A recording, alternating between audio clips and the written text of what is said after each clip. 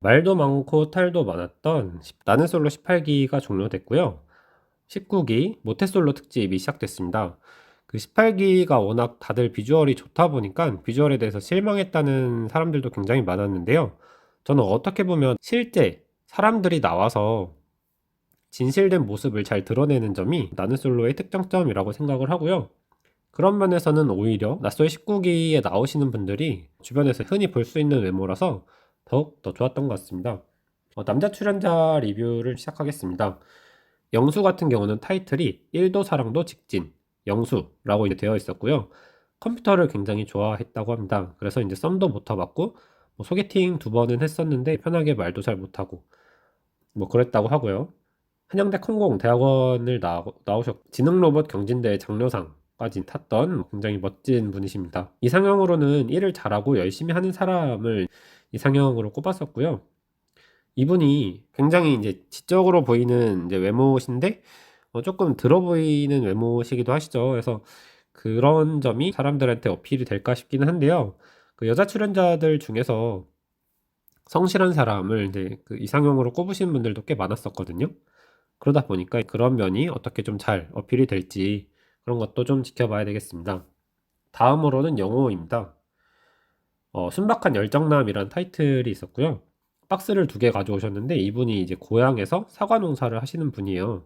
근데 이 영호라는 분이 그 외모랑은 좀 다르게 성격 자체는 귀엽고 수줍은 그런 느낌이시더라고요. 그래서 이제 그런 면이 제 생각에는 여자 출연자분들께 굉장히 잘 어필이 되지 않을까 이렇게 좀 생각이 들고요. 굉장히 효자십니다. 대장암 투병을 하시는 아버지를 이제 오랫동안 간호를 했고요. 아버지가 하시던 사과 농장을 자기가 이제 이어서 하셨던 분입니다. 재밌는 점이 직접 만든 목걸이를 가지고 나오셨어요. 뭐 노래도 불러줄 수 있다고 하면서 그 유명한 노래 가로수 그늘 아래 서면이라는 노래도 불렀는데요. 적극적인 모습이 좀 보기 좋았습니다. 자기가 가져온 거를 여자 출연자분들이랑 남자 출연자분들께 같이 나눠주는 모습이 나왔었는데요. 영숙님께 사과즙을 뜯어주다가 쏟아버린 모습이 모태솔로답고 좀 귀여운 모습도 있었긴 했습니다만은 좀 어설퍼 보이는 모습이 어떻게 어필이 됐을까 잘 모르겠네요. 나중에 저녁을 같이 먹는 장면이 나왔었는데요. 영숙에게 쌈을 싸주는 모습도 있었습니다. 아무래도 영호는 영숙이 첫인상에 꼭 반했던 것 같네요. 영숙이 어떻게 생각할지는 좀 더 지켜봐야 되겠습니다. 영식 같은 경우는 더 리더, 사랑을 읽어주는 남자라고 나왔네요. 또 범상치 않은 그런 타이틀을 이제 갖고 나왔어요. 84년생이시고 39살이라고 합니다. 40 전에 여자친구를 만나고 싶어서 출연했다고 하셨고, 이분도 영호님이랑 비슷한 이제 이런 케이스이신데, 어머니가 16년 정도 암투병을 하셨대요. 그러다가 결국은 이제 돌아가셨다고 하셨는데, 물론 이제 효자라는 타이틀이 이제 그 시청자께서는 어떻게 생각하실지 모르겠지만 결혼을 한 당사자 입장에서는 그게 부담으로 작용하는 경우도 있긴 있거든요. 아무래도 효자면은 양가를 다 챙겨주시면 좋겠지만 시간은 한정돼 있고 노력도 한정돼 있으니까 효자 같은 분들이 본가만 잘 챙기는 좀 그런 경향이 좀 있긴 하거든요. 그러다 보니까 이게 어떻게 마이너스로 작용할지 아니면 더 좋은 인상을 줘서 플러스로 작용할지 이런 것도 좀 지켜봐야 되겠고요. 이상형으로는 밝은 여자를 만나고 싶어 하셨습니다. 영철님 같은 경우는 이제 타이틀이 사랑에 정복당하고 싶은 영철이라고 나왔는데요. 이분은 딱 보면 풍채가 너무 좋으시죠. 남자분들도 그렇고 여자분들도 그렇고 그 자기 관리가 얼마나 잘 되느냐가 사실은 굉장히 중요한 요소거든요. 그래서 그런 면이 좀 자기 관리가 좀 잘 안 되는 모습이다 해서 이런 거를 조금 이제 안 좋게 볼지 좋게 볼지 이런 것도 참 지켜봐야 될 것 같고요.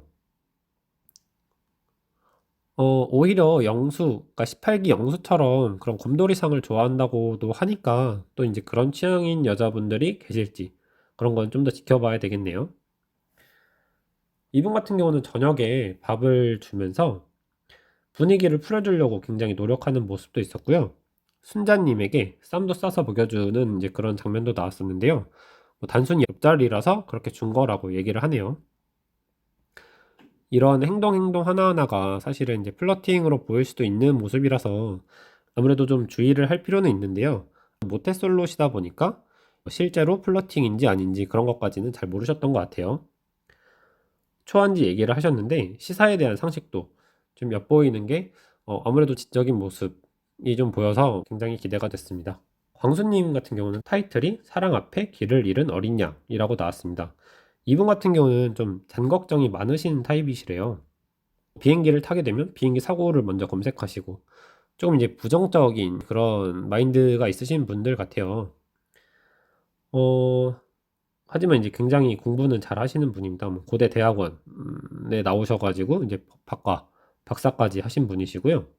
남자치고는 굉장히 레어한 케이스인 혼전순결주의라는 이제 그런 걸 하고 계시는 분이신데, 교회나 성당 다니는 거를 뭐 굉장히 안 좋게 보시는 분들도 많은 거를 제가 알고는 있거든요. 근데 이분들이 이제 그 뭐 장점이라면 장점인 게 집에서 이제 제사를 잘 안 드려요. 왜냐면 제사를 지내는 것도 어떻게 보면 이제 유일신을 믿어야 된다는 그런 교리에 어긋나기 때문에 그런 분들이 계셔가지고 어떻게 보면 교회 다니거나 성당 다니시는 분들은 같은 종교를 더 좋아하시기도 하거나 무교이신 분들도 뭔가 좀 제사라는 무거운 중압감을 벗어날 수 있기 때문에 선호하는 그런 경향도 있다고 제가 봤거든요. 그게 어떻게 작용을 할지는 좀 더 지켜봐야 될 것 같고요. 광수님 같은 경우는 종교가 달라도 상관은 없지만 그에 대한 존중은 좀 필요하다고 얘기를 해주셨습니다. 상철님 같은 경우는요, 타이틀이 분위기 메이커였습니다. 그래서 이제 세련되고 굉장히 비주얼도 좋으신데 약간 걸렸던 게 인터뷰 때 다리를 꼬고 하는 모습이 살짝 잡히더라고요. 그래서 그런 모습이 조금 쎄한 느낌이 들긴 했습니다만은 뭐 다리를 풀어주는 그런 과정이었을 수도 있고요. 그거는 이분이 실제 이제 나는 솔로에서 어떻게 행동을 하시는지도 같이 연계해서 봐야 될 것 같아요. 짝사랑에 트라우마가 있다는 말을 이제 하셨고요. 120kg까지 갔다가 뭐 지금까지 굉장히 살을 많이 뺀 모습도 뭐 굉장히 멋있어 보였습니다. 뭐 소개팅은 했지만 이제 뭐 애프터는 없었다고 하시네요. 지난 18기와는 다르게 모태솔로 특집이다 보니까 인터넷에서도 좀 답답해하는 느낌이 벌써부터 좀 있는 것 같아요. 하지만 모태솔로가 그분들이 나빠서 그런 것보다는 연애에 흥미가 없거나 좀 잘 안 되거나 중요한 걸 잘 모르거나 뭐 여러 가지 이유로 인해서 연애를 못하고 하는 경우가 있는 거거든요. 그러니까 좀 어떻게 보면 더 실제 가까운 우리들의 이야기라고 생각을 하고 보시면 더 좋을 것 같네요. 네, 오늘도 재밌게 보셨다면 좋아요, 댓글, 구독 부탁드리겠습니다. 감사합니다.